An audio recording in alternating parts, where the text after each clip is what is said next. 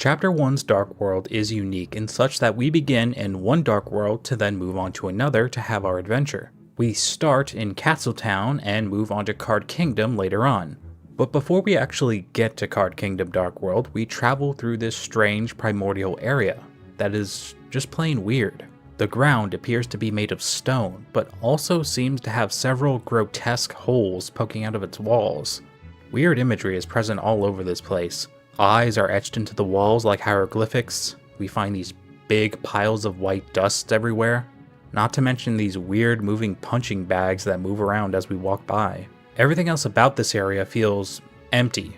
Like if you were to slip off, you would just fall forever. In the distance, we see many fallen towers that may have been support beams or even structures which supported other platforms a long time ago.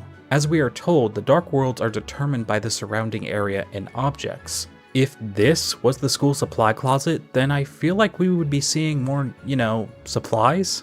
Rouse is the only Darkner in Castletown, which leads me to believe that the supply closet was emptied recently.